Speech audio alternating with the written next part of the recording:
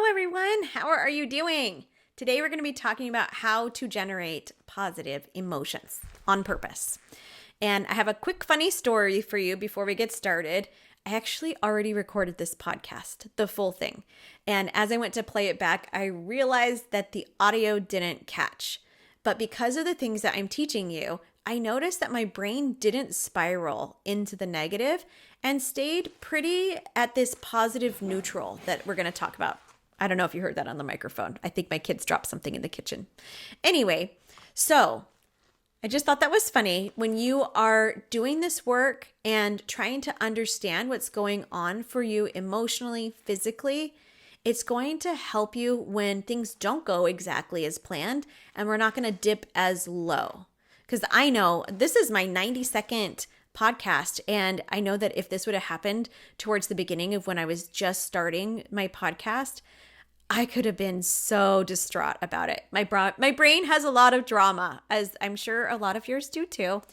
And through this work, through practice, through learning these concepts, through teaching these concepts daily, I don't experience the dips, these emotional dips as much as I have in the past. And I want that for you too.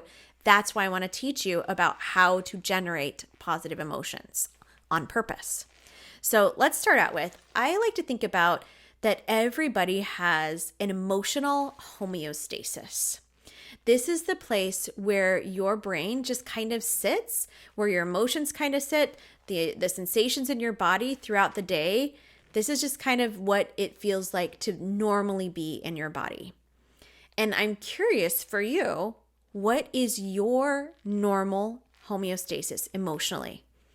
What emotions do you experience the most throughout your day? I love that I've been doing this work for so long. I go back to old journals and I remember looking at a list of emotions I'd printed out and circling my top 3 emotions. And I know that one of my top emotions for years was overwhelmed. I just felt so overwhelmed. And now, overwhelm still hits. I'm not saying that it doesn't, but it's not one of my top emotions that I feel anymore. So it makes sense if you do an inventory of what's my most common emotional state, if it is a little bit negative. Our brains are geared towards the negative. Our brains are always seeking danger so that we can stay safe, so that we can stay alive.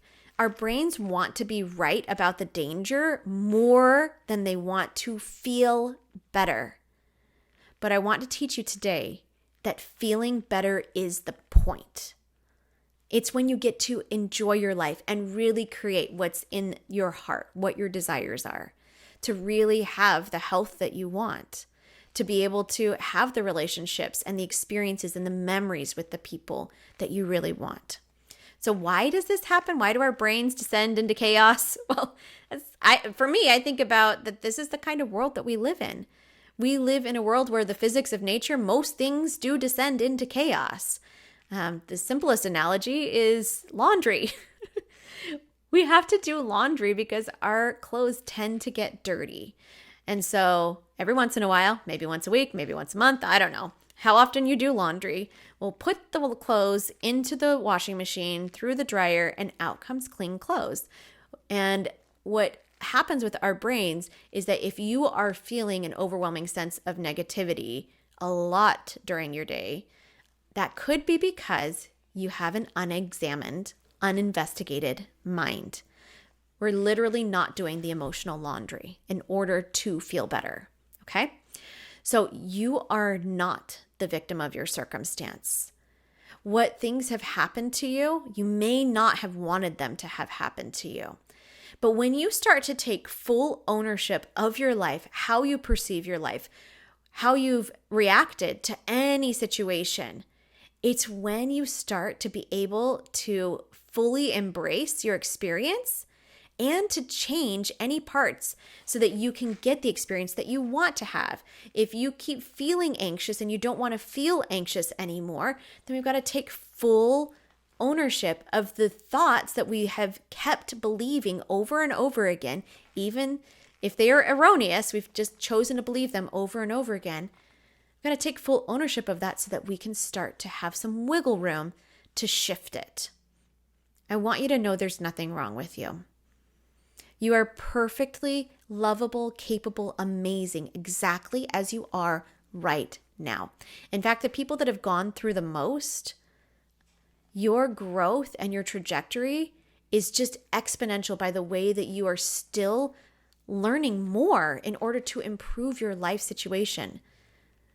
But you are perfect and healthy and whole as you are right now.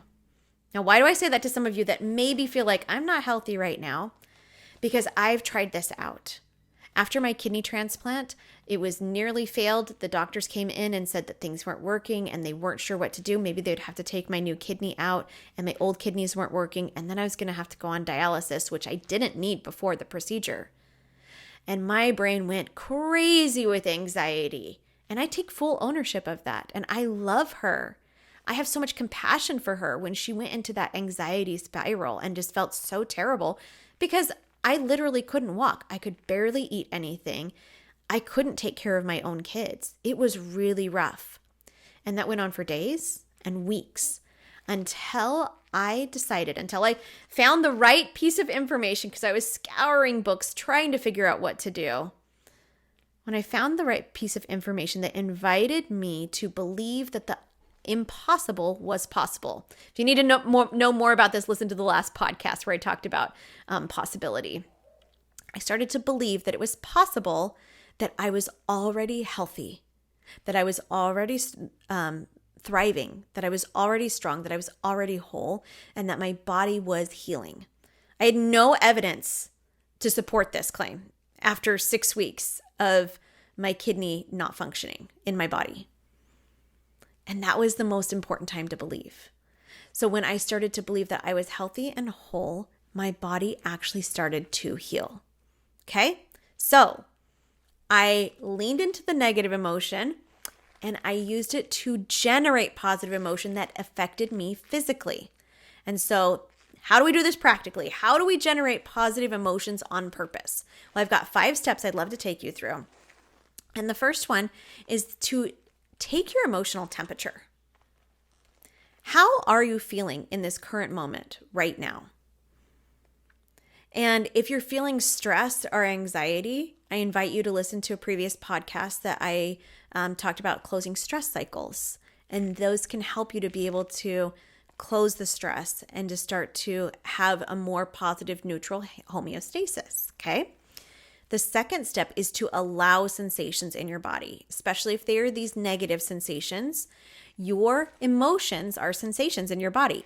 I love to think about emotions as energy in motion. It's when we try to stop the motion that the negative emotions start to feel really terrible. Your thoughts create your feelings in your body. So when you allow sensations, it allows your body to do what it was naturally designed and created to do. And I have another podcast I'll link about how to allow sensations. The third thing to do is to make a decision. When you are feeling overwhelmed, the quickest way out of overwhelm is to make a decision, even if it's a tiny decision. So let's say that you have gotten more to this positive neutral homeostasis. We've closed some stress cycles. You've allowed some negative emotion in your body. What do we do next? Decide what positive emotion you want to generate on purpose. So let's say you want to generate some happiness. I mean, who doesn't want to feel more happy, right? The fourth thing that you're going to do once you have made that decision is to move toward the emotion that you want to generate. One of the ways that I love to do this is by thinking about all of the things that I love to do and that I feel happy when I'm doing. Probably about a year ago, I told my husband, I'm like, I'm not fun. I don't know who I am. I don't even know what I like to do. He was like, that's super not true, Shelby. So what I did was I wrote myself a fun list. And so I encourage you to do this too. This can help you move toward that positive emotion. Okay. So part of my fun list was music. Just play it on my, I don't want to say her name. You know who I'm talking about because then it'll start doing stuff. But the machine that plays music for me, play music, listen to music, play musical instruments, read a book in a hammock. Obviously, this was written during a warmer month. Watch funny videos. Print some pictures, paint or color something, do a quick sewing projects, Pilates, hiking, going barefoot in the grass. Now, the coolest part is that your brain does not know the difference between an imagined occurrence and an actual occurrence. So when you envision the things that you love to do, that you feel happy when you do them, even if you don't do them, you are going to start generating that emotional sensation in your body of happiness because you're thinking about it and the thoughts create the emotions. Okay? So the fifth thing is to expand that emotion in your body. If you have allowed the negative emotions to process through your body, it's time to expand what the sensational profile of a positive emotion is. The more familiar you get with what a positive emotion feels like in your body, you're going to be able to start to recognize it and become friends with it. Like, for example, when I'm feeling grateful, I feel this swelling motion in my heart. I feel this expansion in my heart space. My throat feels like it's opening up and like there's just like more air and space. When I feel those sensations in my body, I know that's gratitude because I've become very acquainted with gratitude. And that can happen to you too. So you let the gratitude get really, really, really big in your body. Let those sensations take up all of the space, all the way to your fingertips, all the way out your toes, top of your head. If you have done the work to allow yourself to really feel the negative emotions, allow yourself to feel the positive ones, because as you do this, it bumps up that homeostasis. So then what your natural tendency to do is to be at a more positive state without even trying. That's why we want to generate positive emotions on purpose. If you have a question about, okay, I kind of get this, but like, how do I take my emotional temperature? How do I allow these sensations? How do I stop feeling so bad? This is exactly what I do in my coaching program. This is how I help you to become familiar with what's going on in your body so that you can take this learning to create what you actually do want. Really vibrant health, really amazing relationships, beautiful memories with your family and your loved ones because you're able to have the energy to do it. All right, I hope you enjoyed this podcast and I will see you next week. Have an incredible week. Bye-bye.